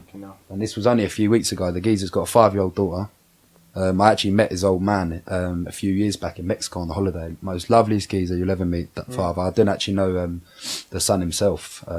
So yeah, but just shows like this. And this geezer's a good boxer. Like he ain't just one of these geezers who said he boxes. He was a good boxer. And exactly that situation. And that's why I try not to just get involved with anything, because it doesn't matter how hard you are, what you know, who you got by your side. You know what I mean? Some people walk out and think, I've got matey next to me, no one's going to do us. But there's other people. Do you know what I mean? It doesn't matter if they're 4 foot, 5 foot. Doesn't matter, mate. Anyone can do anyone these days. I had a and similar it's scary. situation last year with a young lad. He was a very, very good friend of mine, and he passed away. He was such a talent. I'm not just saying this to you boys. Honestly, he was something really special. Yeah. He was going to be a future world champion. I will mention his name because Ty, that was his name, and I was very, very close with him, and he got into an altercation on a bus. He was, like what you just said there, it was a bit of a weapon. Do you know what I mean? He was naughty. He was 15 years old, and he was half my size. And I tell you what, mate, he punched my face off. Bam, bam, bam, jabbed me all day in it. And he was such a personality as well. And obviously he was going about and he was using his skills and that. And it got to a point where people didn't want to face him head on anymore. And he got stabbed in the arm. And I'm thinking that this guy stabbed him in the arm, thinking that that's the safest place to stab him without doing him. Do you know what I mean? But you don't realise his main artery. There's nowhere safe to get stabbed. Nowhere safe to get stabbed, and he passed away. He died from that. Sorry to hear that, mate. It was honestly, it was Such a heartbreaking. shame, It was fucking. It done me for a few months. Really did, and I couldn't go. Every time I go into the gym, I'm reminded of him, and Just a whole life, just gone. and he was so special as well. He was going to be something really special. But yeah, man, it's not worth it. Anyone out there, like any youngsters out there, thinking about carrying tools and carrying knives, just don't do it, mate. It's not worth it, brother. Innit? It's not worth it. The consequences aren't worth it. What could happen to yourself or to the other life's person? too It's short not worth alone it, without any of that stuff, you know what I mean? Like anything can happen without that severe kind of drama. So doing that as well is just no end to it. You know what I Get mean? yourself in the gym, 100%. train, work Get hard. that anger out and just and the other thing as well is surround yourself with the right people. Yes, 100%. yeah, absolutely, yeah. As Spot we said, on. it's the kind of what it comes down to, isn't it? Like surround yourself with the right people. If I remember the times where my life wasn't where it should have been or would have been, it's because maybe I didn't have the right people around me, you know. And they do go in times deep, and it's not easy. Isn't it? When you're in that situation, you think they're the right people. Yeah. Tell me that's the worst thing about it. Like obviously nothing to that extent, but for me, I was around people who just didn't have the dreams, didn't have the goals, and I was always trying to be that person who did, but. You get sucked in. It's easy to get sucked in because they're your people. They're the ones you want to be around. And if 100%. you know, so it's a dangerous one. But I guess at that point there, we'll leave that on. You know, be careful you surround yourself with. Yeah, Always choose your 100%. environment and make sure the people around you are going for the same Men of life. strong character. Yeah, and they want the same life and the same goals and achievements as you. That's very, very important. Absolutely. What was the question again? I've completely forgot. It was about A funny funny situation. situation, yeah. Sorry, boys. It's got a bit down in it. Oh, that went- yeah, that, yeah. Good guy. Cheers, lads. I don't even. Yeah. Funny situation. Funny situation that no one knows about you. I don't know. Without context, you know what? So many funny things. Phone's ringing. The lawyer's calling right now. Don't say Yeah. that. Do you know what? I've got a funny one actually. I'm going to stick my mate right in this. But I was in Tenerife with my best mate. Name shame. No, I won't name shame. Even though it's not deep in it, but anyway, so we've got absolutely pissed, right? Absolutely pissed, mate. Like, Tell me something else. Ended up- Something new. You know Tell me what I'm something. yeah, tell me something new. Well, chilling with these, like, yes, man. Yes. Anyway, ended up absolutely pissed. It's 1 a.m. We've gone for a swim in the sea. Oh, fuck knows why we've gone for a swim in the sea. Silly. Yeah. We've heard like there's like English people over there doing Chelsea chants. We've told them, fuck off, this and that. People over there doing, cause everyone's having a good time. It's all good. Anyway, so I'm an alright swimmer. So I've gone out there. I'm having a swim a bit further out. It's pitch black, literally pitch black. So my mate was nearer to the shore than me, and he's gone, something's bit me. Something's bit me. I've gone, brother, what's bit you, bro?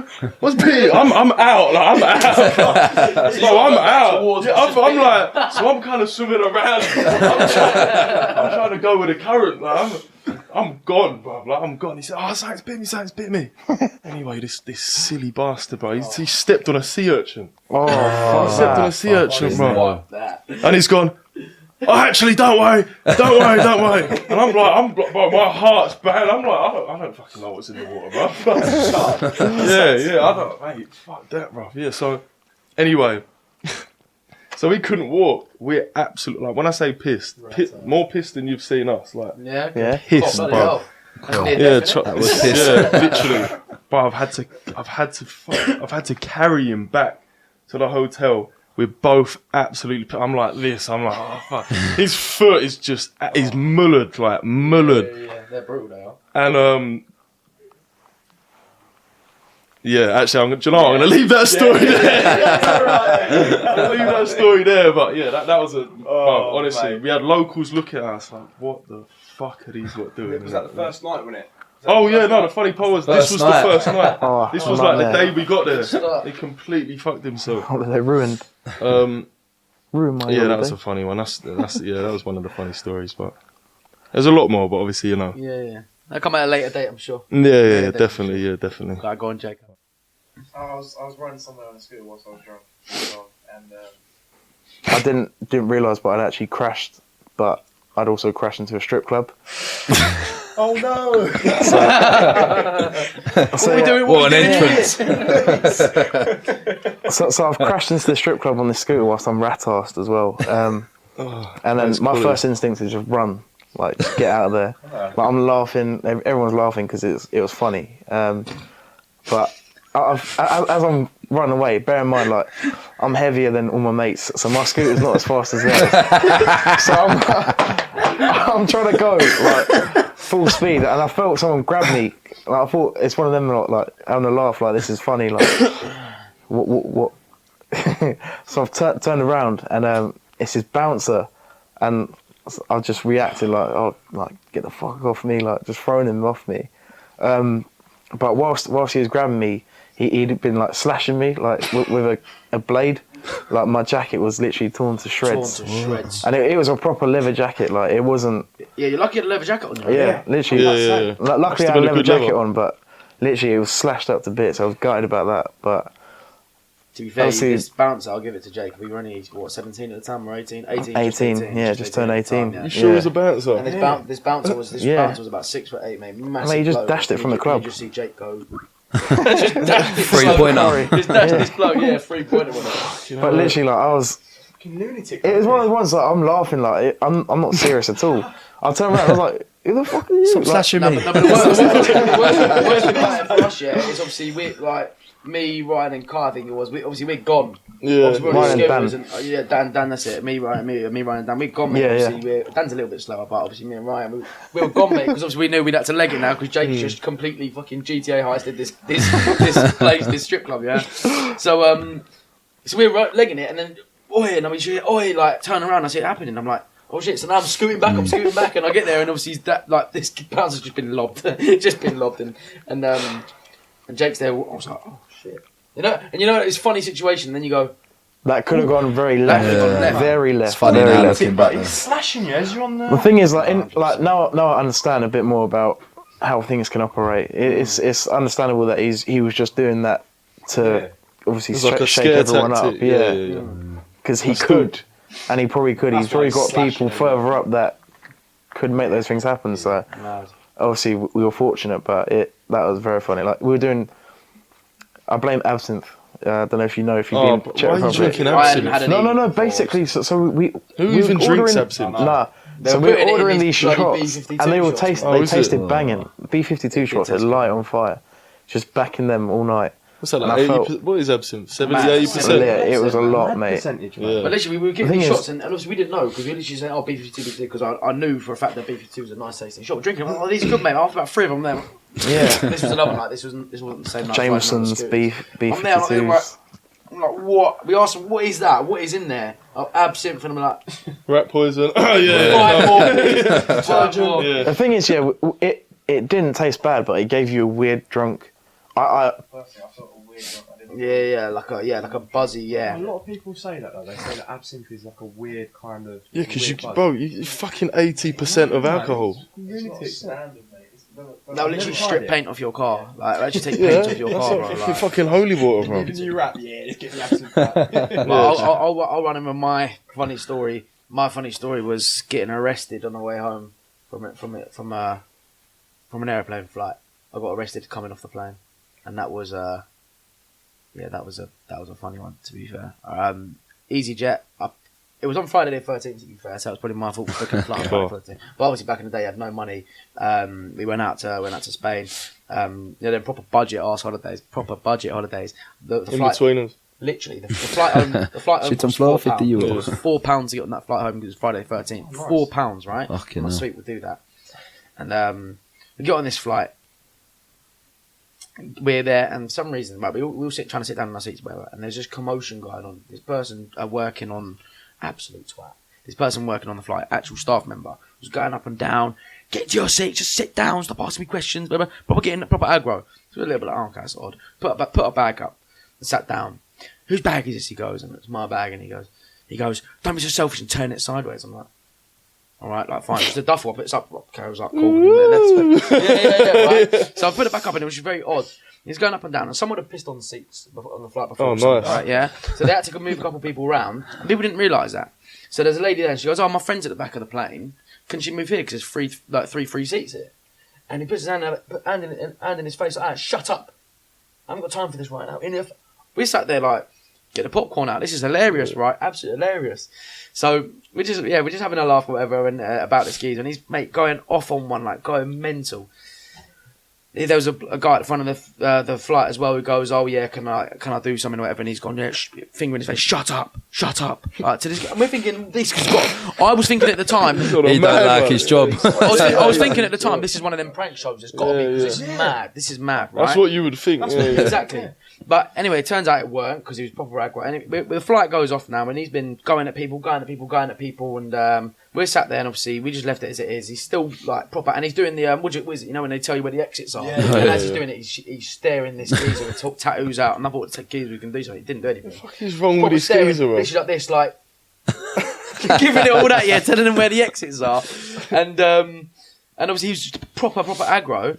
So that was out. We didn't get involved. Me and Dan were sat in the aisle seats, so we could hang out in the aisle. We're playing a game. I don't know what it was, like Rubik's Cube or something. I don't know. Playing this game, right? And he comes up behind us. "Excuse me, move." Wow. Okay. I sat down, middle of this game, moved my foot in, and as I sweat, and I literally, if this was my leg was about to go in, and as he's walked past, he's kicked my foot like that. So I'm like, I literally said, Dan, did that just happen? He's like, yeah.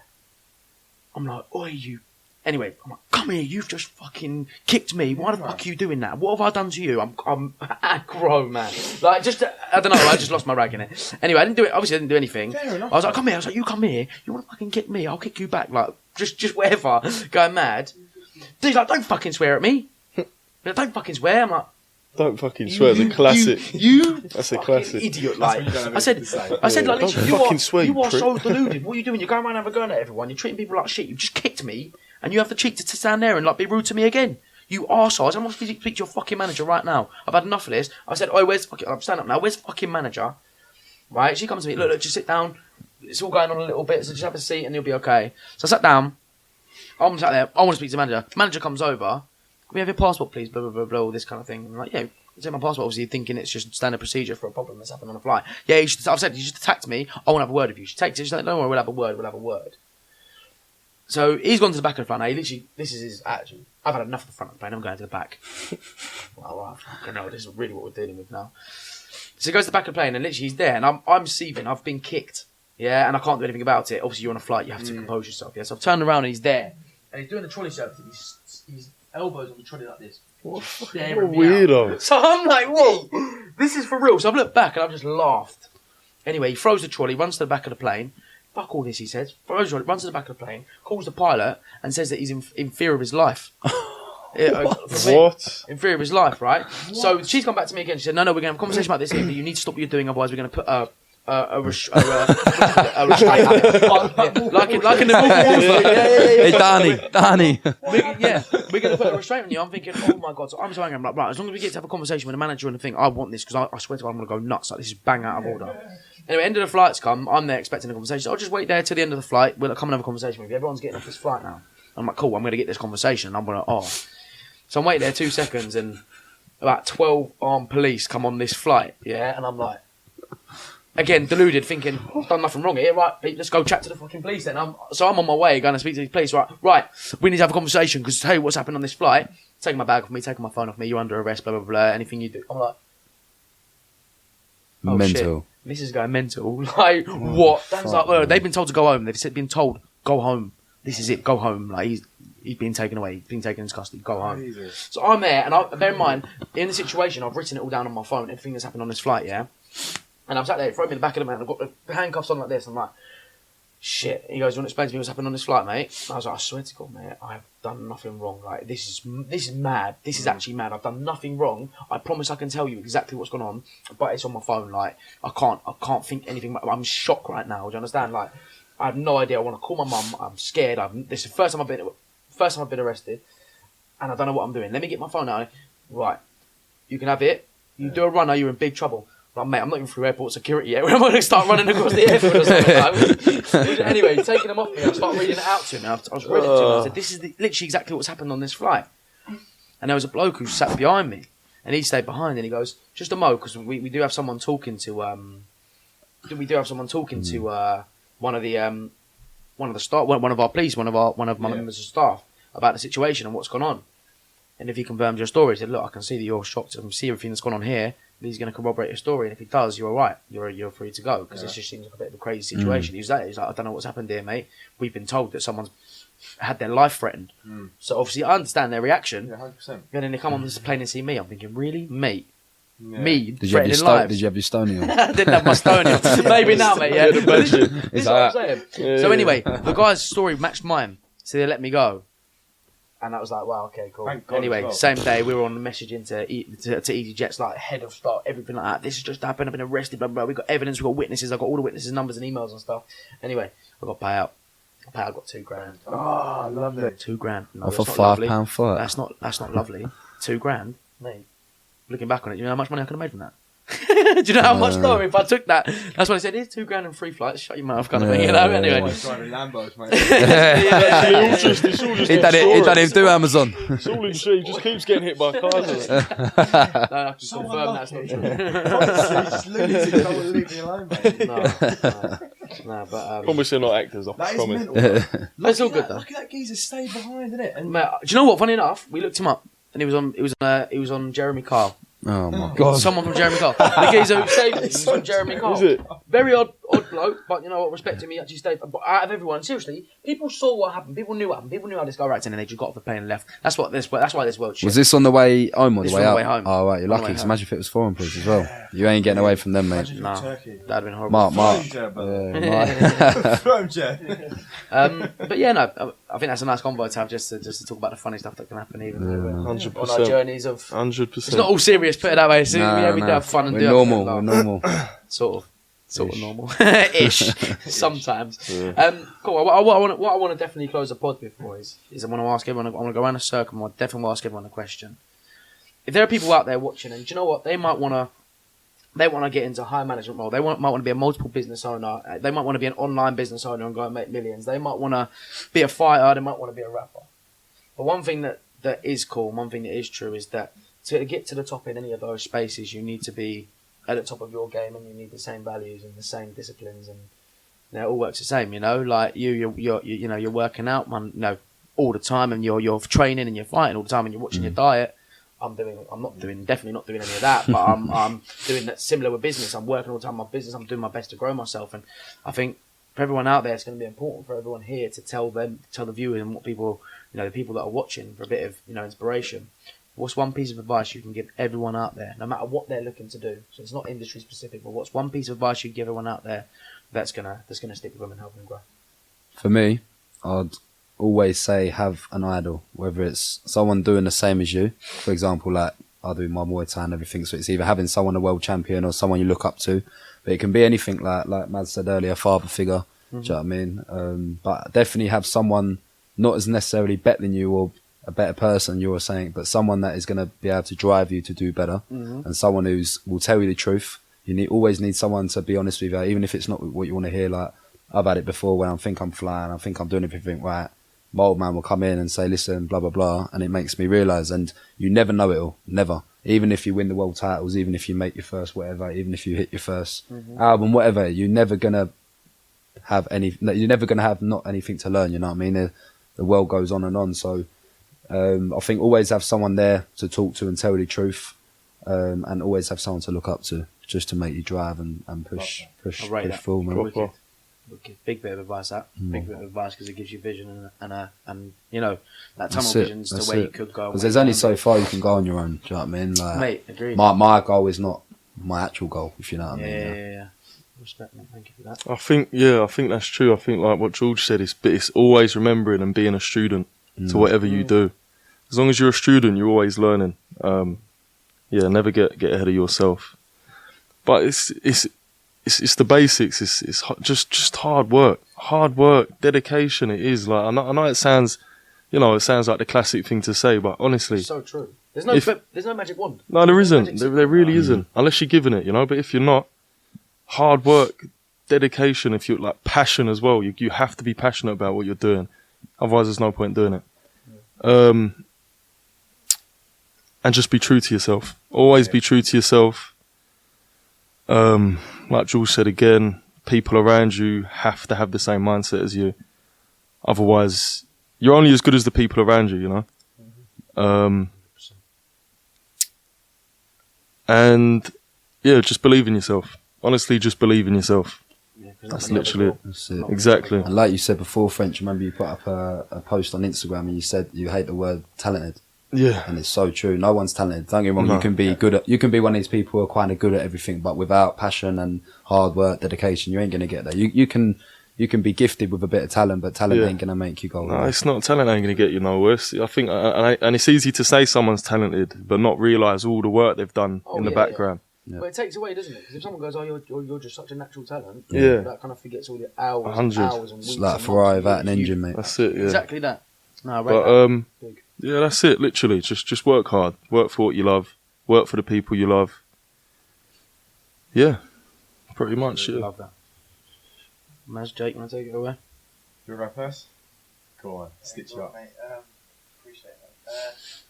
No, it's just advice, potentially advice, I would like to hear would be to be headstrong with what you want to achieve.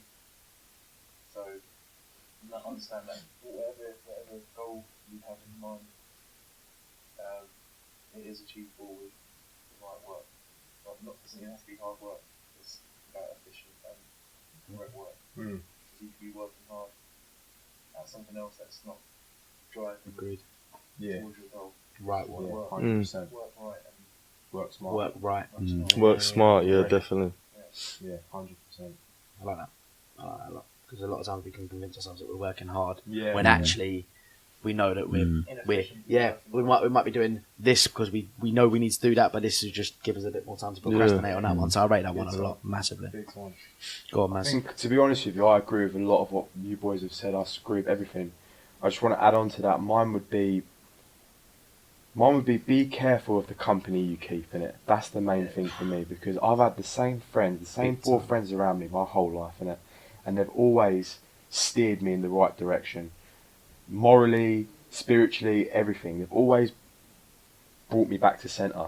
And I know a lot of people out there have got mates that kind of like aren't really their mates. Do you know what I mean? And I know it's a sad thing actually, because I always look on my life and I'm so grateful about the friends that I had. And I always think, do you know what? If everyone had these kind of friends, there'd be so much better off, so much 100%, happier. $1,000,000%. Well, when you're younger as well, you don't think about how much quality over quantity. No. is. You don't realise. You know what I'm Absolutely. saying? And I've been there It's the myself. future, right? Really. Yeah. Like when you're with your friends, you laugh, like even if it's in the moment, you're laughing because the moment's funny, or you enjoy playing whatever games with them, or you enjoy going out and being twats with them, but you don't think about what that means for your actual future. Yeah. And the seeds it's planted, isn't it? So Cut out the selfish people, cut out the greedy people, cut out the people. You know who they are as well. That's the mad thing, isn't it? yeah. Everyone knows. We all know that one guy who Jake. just. Love you, bro. Yeah. But you know that, and like if you know someone's just they ain't right, you know what I mean? They only think about themselves. Cut that person out sooner rather than later, and focus on the real ones, innit? Definitely. 100%. I'm gonna go last with embrace the struggle. I think embrace the struggle. I think whenever a hard time or struggle comes along in anyone's life, they see it as something they see it as a negative, really, don't they? Yeah. But if you really look at the times where we've struggled with everything, like I think, or any of us have struggled with anything, it's the times with where real growth comes from. Develop yourself. And I see a lot of people out there like you know you're doing the right thing if there is struggle in your life and something's tough right now, because that's the only way you grow. And the saddest thing I see is I speak to people, why did you not chase this, or why didn't you run towards your dreams? oh, because it was hard, or because I had this going on, so it was a bit. And people don't understand that that's exactly what it takes. They're the things you need to experience and embrace in order to get somewhere. Do you know what I mean? And that's the saddest thing I see, because people really think, oh, this happened because I tried to do this and it's over. But truthfully, that's one of the main parts of that process. You know, like for us, but we you know, the biggest changes in what we've done, and the biggest, you know, growth points is, you know, the times where money wasn't great and we needed to make it great because we had goals that we needed to achieve, and we had all these dreams we spoke about on a constant basis that were just, we pressured ourselves into doing so, you know. And there were times when it was tough. Right, if I don't stay in the office till 1 in the morning, we're actually not going to do it, Jake. You know, and guess what? Being up early again, and you know, the missus going, and I'm sure we've all heard this, but the missus going to me, oh, Jack, you know, what are you doing? You know, like, obviously it's hard to see your vision. It's hard for someone else to see your vision, and that's fair enough. Like, no, you know, I'm not putting her down, because she's the reason I am where, or I have made it where I've made it, because you know, a massive reason, because as well as my family, of course, but for her, I said to her, I promise you, darling, it's going to work out. We're actually going to do it. Don't worry, it's actually going to work out. And then 6 months later, I'm not making any dough. Yeah. And she's working full time, paying all the bills, every single fucking bill, right? So then she's still got to see my vision when I'm not showing it. And you know, and that was really, you know, and looking back at that, that's what made her strong. That's what made the situation work, because she paid the bills. And when it came to the point where we were making the money, it was like, I knew I'd do it. I'd get there. And it was like what you were saying. It was just that people were a bit like, not sure that's gonna, because they haven't seen it before, haven't experienced it before. But you just gotta keep that belief in yourself. Because if after that I went, oh, it has actually been 6 months, I'm not sure if this is gonna, then Takes you know, time. You just sacrificed all that for nothing. Exactly. You know? So embracing that struggle, understanding that you need to do that. You know, whether you're fighting and you take a loss. You know, whether you got your business and you're taking a hit, or there's a point in your life where shit's looking a bit left, or you're rapping and it's not paying you yet, but you know it's your passion. You know we're gonna make it there. And with me and Jake, it's the work where we would put those hours and hours and hours in, but we weren't getting paid hours and hours of overtime. We weren't getting paid extra for that. No way. We had to invest a bit extra to make it, you know, and that's really where the success comes from. The actual struggle, the reasons as to why you fail, or the reasons as to why you can succeed, as long as you let them be that way. Love that. Nail on the head, 100%. mate. 100. Nail on the head. And stop making excuses. Easy. Stop making Easy. excuses. That's the one. Trust me. Stay loyal to your goals. Because the only person that stops you is you. Simple as that. Guaranteed. Well, everybody tuning in, everyone who stayed to the end of the video, a massive thank you. This is going to be the first of many podcasts with the guests we have here. Oh, my voice went. Phew. Thank you, everybody, for tuning into the Stay Low podcast, episode number 1. We're gonna have more guests. We're gonna be here. We're gonna be carrying on with it, you know, good delivered content. Just remember the main thing: stay low to your goals, and they will stay low to you.